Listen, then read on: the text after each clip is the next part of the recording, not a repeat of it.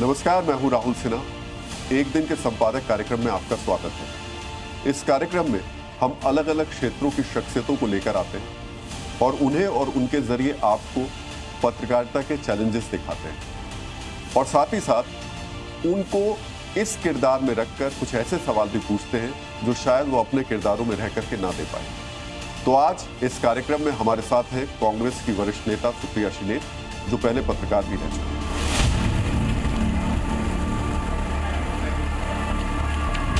नमस्कार, मैं सुप्रिया श्रीनेत।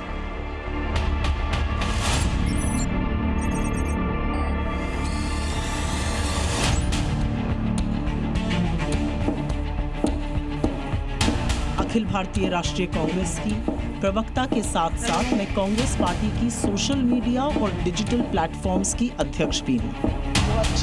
आपने मुझे देखा होगा अक्सर टीवी पर अपना पक्ष रखते हुए, टीवी डिबेट में हिस्सा लेते हुए, कांग्रेस की जो लाइन और लेंथ है उसके हिसाब से तर्क वितर्क देते हुए। लेकिन मैं कांग्रेस का सोशल मीडिया और डिजिटल प्लेटफॉर्म्स हेड करने के नाते कांग्रेस की जो विचारधारा है, कांग्रेस का जो मत है, कांग्रेस की जो पोजीशंस हैं इश्यूज पर, उसको भी लोगों तक पहुंचाने का काम सोशल मीडिया और डिजिटल प्लेटफॉर्म से करती हूँ। मेरा एक और परिचय है। मैंने करीब 18 साल पत्रकारिता की। मैंने करियर की शुरुआत तो प्रिंट से की, लेकिन फिर टीवी रिपोर्टर बनी और उसके बाद संपादक बनी। आज आपके सामने एक नए रोल में आ रही हूँ, जी न्यूज़ के खास शो एक दिन की संपादक में। नमस्कार सुप्रिया जी, बहुत बहुत स्वागत है आपका। धन्यवाद, बहुत धन्यवाद आपका। ये हमारा एक नया शो है, एक दिन की संपादक। तो आज जी न्यूज़ आप वापस पुराने रोल में आपको लेकर आ रहे हैं, तो आज जिम्मेदारी आप संभालिए।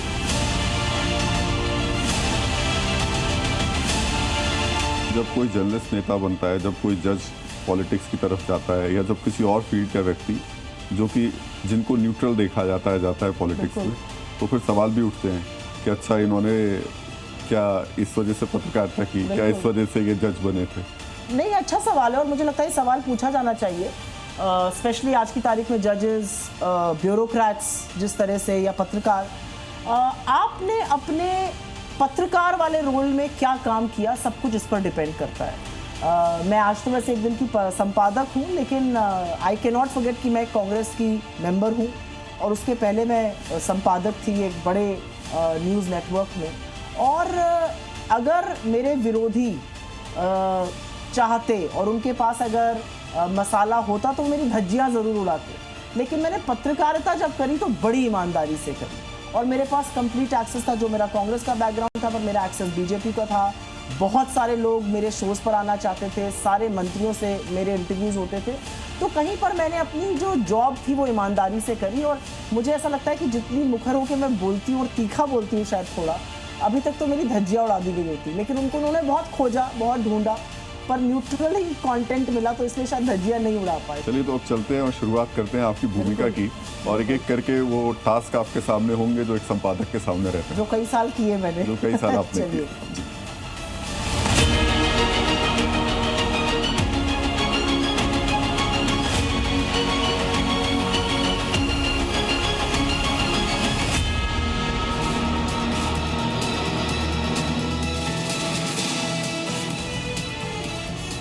सुप्रिया जी, तो अब न्यूज़ लिस्ट डिस्कस करने का टाइम आ गया है। आपके सामने न्यूज़ लिस्ट है, लेकिन मुझे लगता है खबरों के बीच में एक खबर जो बहुत दिनों से पूरी दुनिया की नज़र जिस पर टिकी हुई थी कि ट्रंप को नोबेल प्राइज़ मिलेगा नहीं मिलेगा, नोबेल प्राइज़ उनको नहीं मिल पाया।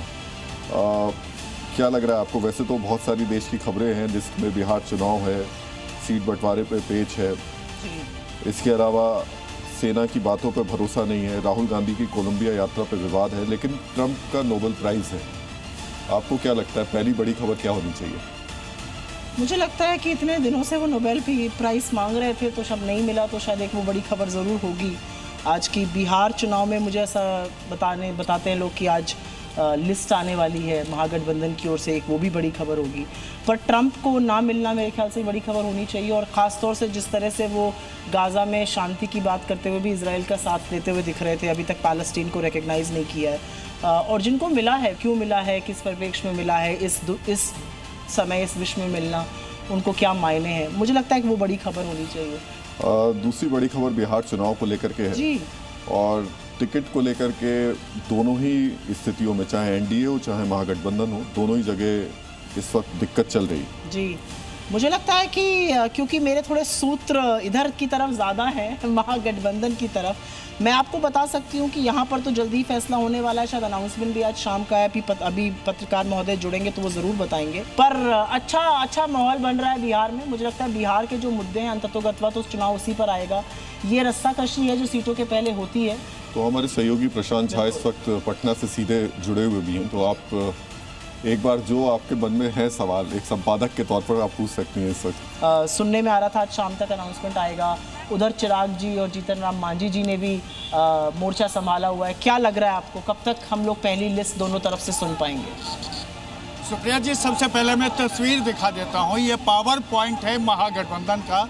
ये लालू जी के राबड़ी जी के घर के बाहर का यह दृश्य है और इसको आप देख लीजिए। यहाँ टिकट के लिए लगातार प्रदर्शन चल रहा है। ये अभी तक जो एक इसके अंदर बहुत सारे जो प्रॉब्लम चल रहा था वो मुकेश सहनी को लेकर के था, लेकिन मुकेश सहनी को भी मना लिया गया है। लेकिन मैं ज़रूर पूछना चाहती हूँ, SIR की फाइनल लिस्ट आ गई है, वापस चुनाव मुद्दों पर जाता हुआ लग रहा है। पलायन है, बेरोजगारी का मुद्दा है, सत्ता पक्ष अपनी ओर से दावे कर रहा है।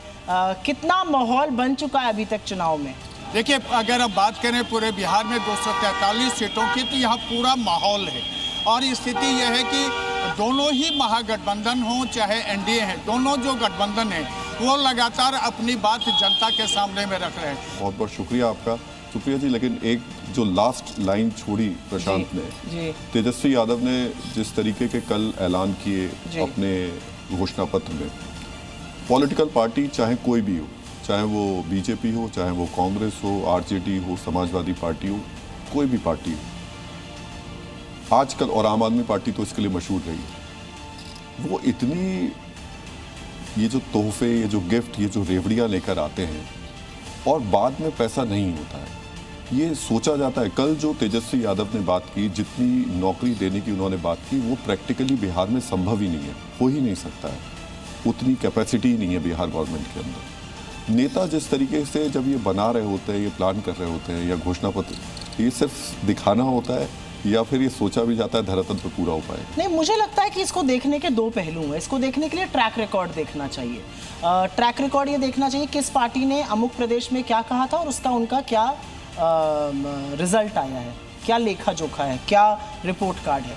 मुझे लगता है कि अगर 10,000 रुपये दिए जा सकते हैं इतनी महिलाओं को, तो ये भी हो सकता है। एक तरह से इसको देखने का ये है। दूसरा तरीका देखने का ये है कि बीजेपी ने महाराष्ट्र में बोला था 3,000 कर देंगे लाडकी बहनों को, 25 लाख महिलाओं को निकाल दिया। दिल्ली में योजना लागू नहीं हो पाई है।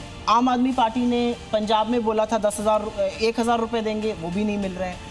कांग्रेस का ट्रैक रिकॉर्ड, और यहाँ पर मैं थोड़ा सा बायस होकर तो उसको ज़रूर देखूंगी, लेकिन आंकड़ों के साथ बोलती हूँ। कांग्रेस का ट्रैक रिकॉर्ड अगर आप कर्नाटका, तेलंगाना, हिमाचल में देखिए तो कांग्रेस का ने करीब 97,000 करोड़ रुपए जो उनकी 5 गारंटी थी उस पर खर्चा किए, लोगों का नौकरियां सृजन हुई हैं।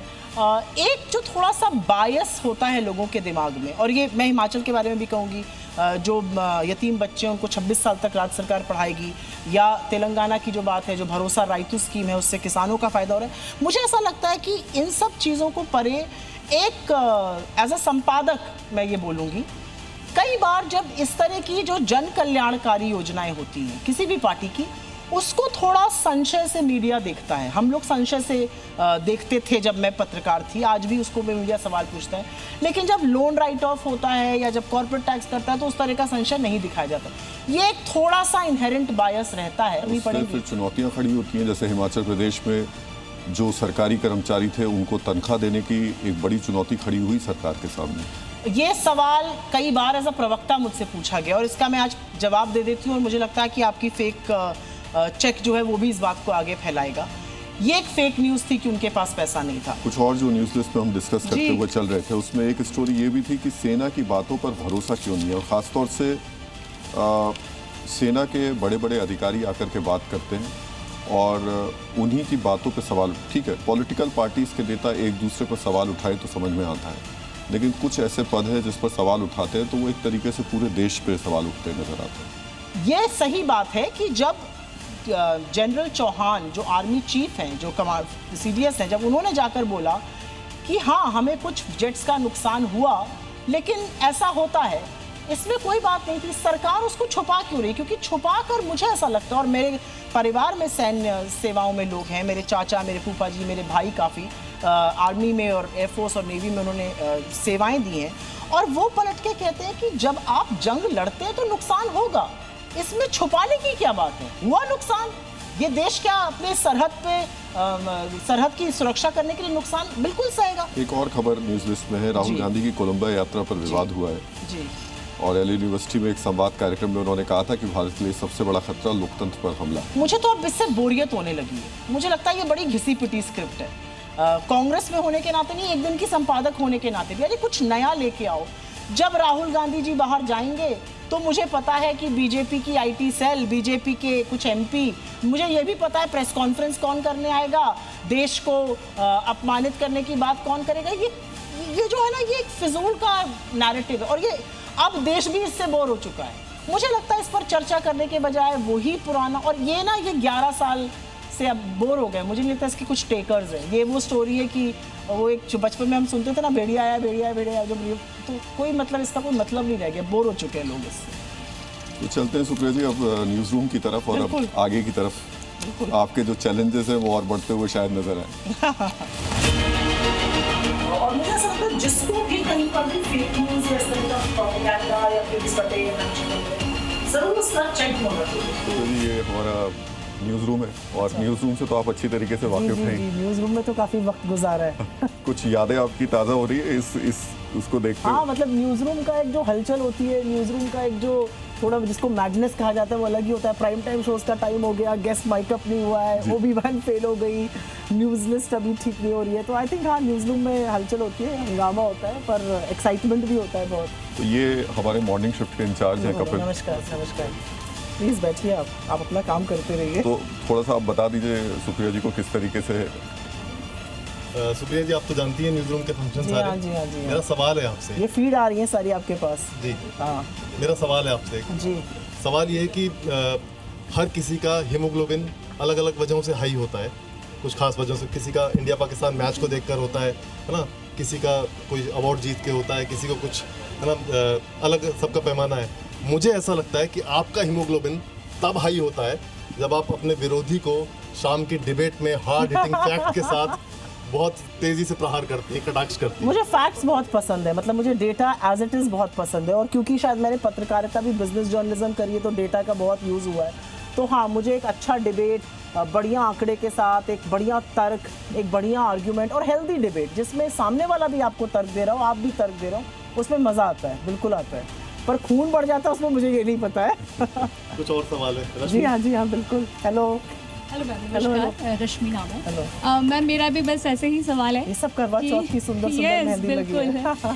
तो मेरा भी यही सवाल है कि जब आप मीडिया में कार्यरत थी तो उस दौरान, चूंकि न्यूज रूम की गर्मा गर्मी आप बहुत अच्छे से जानते हैं, तो जैसे छोटी मोटी मिस्टेक अभी आप लोगों ने हमारे लिए रखी हुई है जी, तो छोटी मोटी मिस्टेक्स पे जैसे कभी कोई डांट के चला जाए या आपकी गलती को बड़ी ज़ोरों से बता के चला जाए, तो उस समय कितनी देर तक गुस्सा रहता था, या मतलब ऐसा लगता था कि क्या करें, शांत हो जाते थे या गुस्सा? न्यूज रूम में कब आपने डांट खाई और डांट खाने के बाद क्या हुआ? नहीं, शायद डांट तो मैंने नहीं खाई। I was very lucky. In fact मैंने जब न्यूज रूम ज्वाइन किया, इंडिया टुडे ग्रुप में किया था मैंने, तो मुझे डबल प्रमोशन मिला था, बहुत ही यंग एज में किया था, तो I was a good performer. फिर जब मैं टीवी में भी आई, एनडीटीवी में, तो मैं प्रॉफिट में थी, फिर उसके बाद बाकी टाइम्स ग्रुप के चैनल में, तो ऐसा नहीं था। लेकिन मुझे ऐसा लगता है कि मैंने एक चीज़ अपने एडिटर से सीखी थी, और बहुत अर्ली उन्होंने मुझे कहा था, मैं तब नई आई वॉज वेरी यंग, पर मैं ब्यूरो हेड बन गई थी, तो उन्होंने मुझसे कहा था कि हमेशा always criticise in private and praise in public. तो कई बार आपका टेम्पर लूज होता था, लेकिन वो काफूर होता है, मतलब लूज हुआ, ठीक है, अब गलती हो गई, क्या किया जाए, आगे बढ़िए, उस तरह का होता था। अक्सर हमें संपादक जी से कभी कभी डांट सुनने को मिलता है टीआरपी या जिस चीज़ के लेकर, तो वो मीटिंग रूम में होता है सब चीज़ें। आप पे अगर ऐसा कुछ होता था तो आप उस चीज़ को कैसे प्रोसेस करते थे, और फिर आप मतलब जो उनका डिमांड है उसको फुलफिल करने के लिए फिर आप क्या करते थे? तो कुछ टाइम तो मैं रिसीविंग एंड पर रही, फिर मैं संपादक बन गई थी, तो मैं राहुल जी की तरह क्लास ही लगाती रहती थी लोगों की। लेकिन आई थिंक अपने एडिटर पर तो आपको भरोसा करना पड़ेगा, बिकॉज टीआरपी आना, शो कैसा चल रहा है, ही इज द फेस, तो उन पर तो वो कैप्टन ऑफ द शिप है, तो उन पर तो आपको भरोसा करके चलना पड़ेगा। आप ट्रोलर्स के निशाने बहुत रहती हैं, उनको जवाब कैसे देती हैं? उसकी कैसे मैं जवाब ही नहीं तैयारी देती करती हैं? ट्रोलर्स को, उसकी तैयारी कैसे करती है आपकी? बिल्कुल भी नहीं। मैं क्यों जवाब दूंगी ट्रोलर्स को? कोई टुन्नू कहीं पर बैठ के टुमकनगंज में बैठ के मुझे कुछ कह रहा है, मुझे क्या फ़र्क पड़ रहा है? मुझे ऐसा लगता है कि मेरी सच्चाई को मैं जानती हूँ, और ये मैंने राहुल जी से सीखा था। जो अलग अलग पॉलिटिकल पार्टीज की आईटी सेल्स हैं वो ऐसा पोस्ट करती हैं जो कि उनकी भाषा, या वो कभी किसी जर्नलिस्ट को ही टारगेट कर देती हैं, कभी किसी व्यक्ति को टारगेट करती हैं। पॉलिटिकल अलग ठीक है, आरोप प्रत्यारोप। आई डोंट थिंक हमारे आईटी सेल से तो कोई भी जर्नलिस्ट कभी भी टारगेट हुआ, एटलीस्ट ऑफिशियली। अनऑफिशियली अगर कोई वॉलंटियर है या कोई जो नॉर्मल लोग हैं जो आईटी जो सोशल मीडिया पर हैं, अगर एक जर्नलिस्ट लगातार सिर्फ ऑपोजिशन को ही बिरेट कर रहा है और सिर्फ सत्ता पक्ष की बात कर रहा है, अब जनता आपके बारे में क्या बोल रही है उसमें मैं कैसे पढ़ सकती हूँ?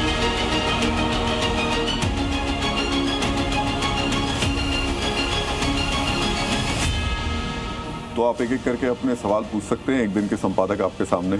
मैम, बिहार इलेक्शन बिल्कुल नज़दीक है। बिहार इलेक्शन को लेकर बिहार का सबसे बड़ा जो मुद्दा रहा वो SIR रहा, और SIR के साथ रहा क्योंकि राहुल गांधी ने एक बड़ा विषय उठाया, वोट चोरी का मामला। लेकिन इलेक्शन कमीशन बार बार ये कहता रहा कि आप हमें प्रूफ दीजिए, जो बातें आप कह रहे हैं, जो आरोप लगा रहे हैं वो प्रूफ दीजिए। तो मैं चाहता हूँ ग्राउंड रिपोर्ट करना, लोगों से बात करना कि लोग इस मुद्दे पर क्या सोचते हैं, आपकी क्या राय है?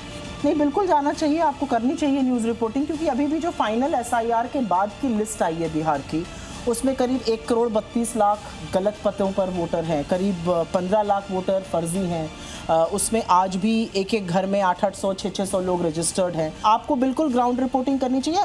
थोड़ा सा मैं इसको ये मानती हूँ कि वोट चोरी जन जागरण का काम था, लोग सजग हुए, अपना वोट ज़रूर देखेंगे, बगल वाले का देखेंगे, फर्जी वोटों पर ध्यान देंगे, शायद 5 साढ़े 5 बजे के बाद जो 58% से बढ़ के 70% हो रहा है प्रतिशत, उस पर ध्यान देंगे, कितने लोग खड़े हैं, वो सब आएगा सामने। लेकिन बिहार के मुद्दे तो पलायन और बेरोजगारी और महंगाई और आर्थिक असमानता, और मुझे लगता है 20 साल का कुछ हिसाब किताब भी होगा। इसी से जुड़ा मेरा सवाल है कि क्या आज की तारीख में चुनाव आयोग को निष्पक्ष कहा जा सकता है, और अगर नहीं, भरोसा नहीं है चुनाव आयोग पर, तो विपक्ष किस उम्मीद से चुनाव लड़ता है? मुझे लगता है कि चुनाव आयोग अगर निष्पक्ष होता तो वो नेता प्रतिपक्ष से एफिडेविट और माफ़ी नहीं मांगता। इस देश में बड़े पैमाने पर वोट चोरी का पुख्ता सबूत रखा गया आपके सामने, आपको वो सबूत एक्सेप्ट करके जांच करानी चाहिए थी। चुनाव आयोग की इज्जत कितनी बढ़ जाती। एज अ जर्नलिस्ट आप कितना ये कह सकते हैं, आपको कहना चाहिए, क्योंकि संस्था की जिम्मेदारी होती है।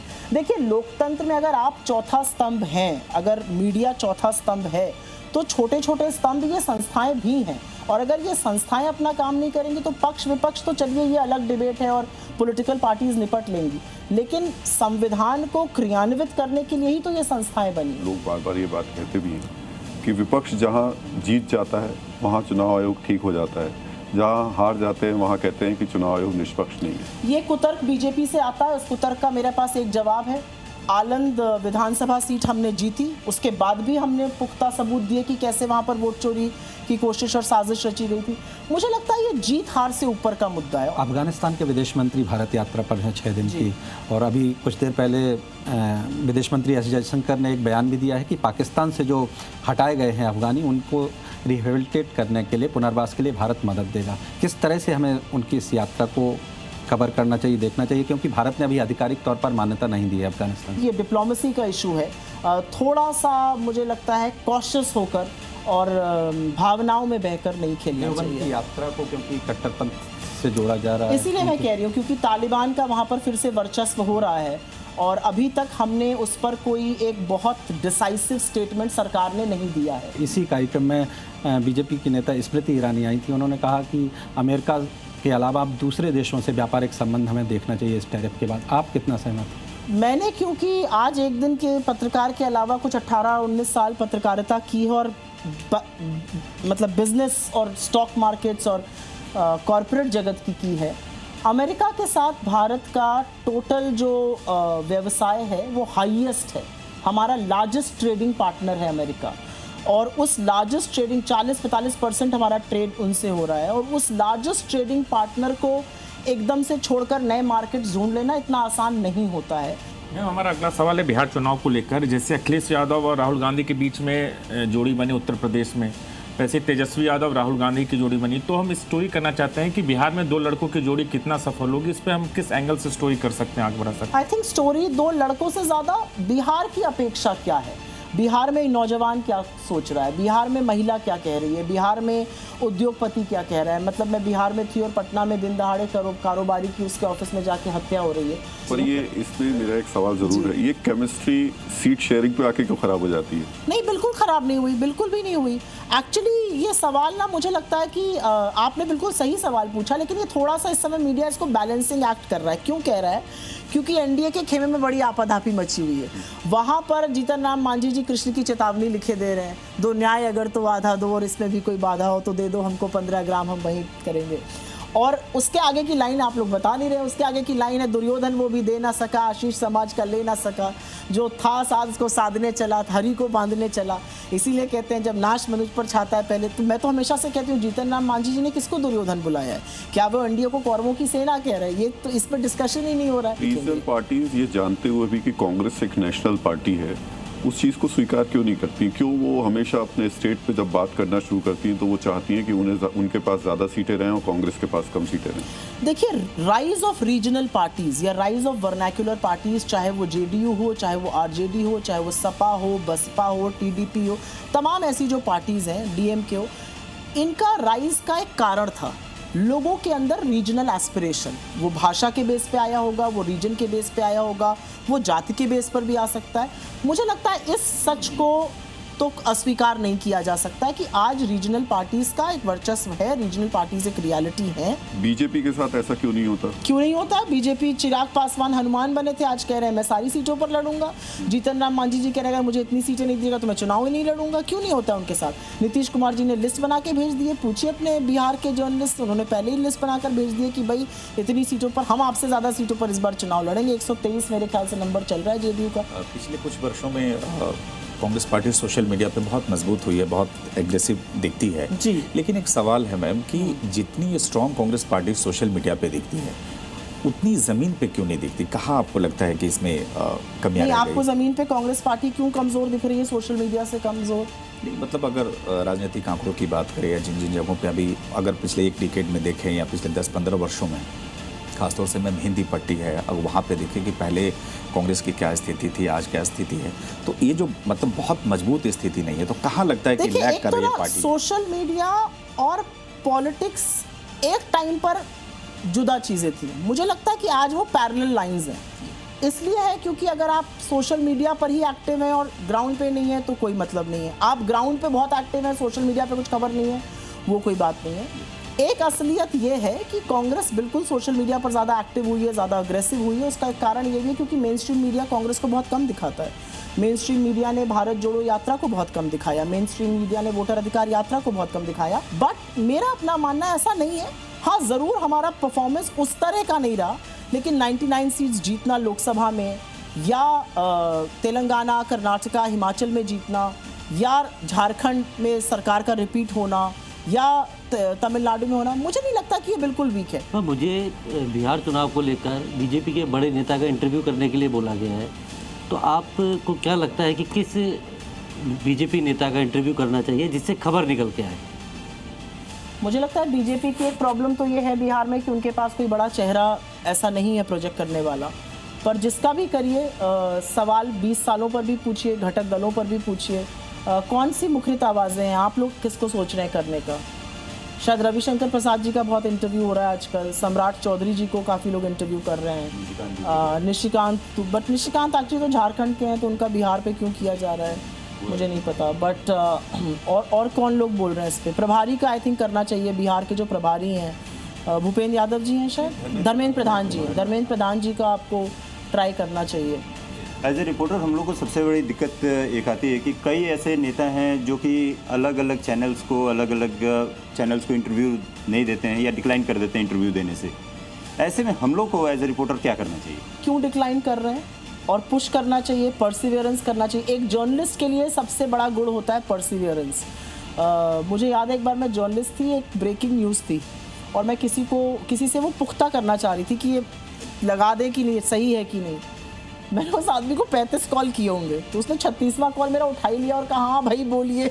तो मुझे लगता है परसिवेरेंस बहुत ज़रूरी है, उनसे मिलिए, पूछिए क्या दिक्कत है। कई बार क्या होता है कि कुछ गलतफहमी हो जाती है, उनको लगता है कि आप दूसरी तरफ से हैं या आप कोई नैरेटिव चला रहे हैं या आपके बारे में हो सकता है किसी ने उनको कुछ गलत जानकारी दी हो। तो मुझे लगता है कि परसिवेरेंस आपको रखना चाहिए।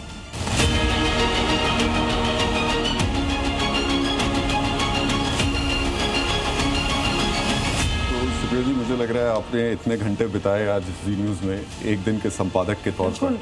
सबसे पहले तो क्या अनुभव आपने बहुत सारी पुरानी यादें ताज़ा कर दी, जो न्यूज़ रूम में गहमा गहमी होती थी, वॉइस ओवर्स, पैकेज एडिटिंग वगैरह देखना, और मुझे लगता है स्टोरीज़ को लेकर बहस, तर्क वितर्क, अपना पॉइंट देना। तो मज़ा आया, बहुत अच्छा लगा, बहुत सारी पुरानी यादें ताज़ा हुई। मुझे ऐसा लगता है कि मीडिया देश के लिए बहुत ज़रूरी है, और निष्पक्ष मीडिया या स्वतंत्र मीडिया या मीडिया जो लोगों की बात भी दिखाए, मुझे लगता है बहुत ज़रूरी, बहुत अहम रोल आप लोग प्ले करते हैं। तो मज़ा आया आज करके, लेकिन इसी आशा से जाती हूँ कि पत्रकारिता का झंडा बुलंद रहेगा। बिल्कुल बिल्कुल, बहुत बहुत शुक्रिया आपका। थैंक यू, बहुत धन्यवाद। धन्यवाद।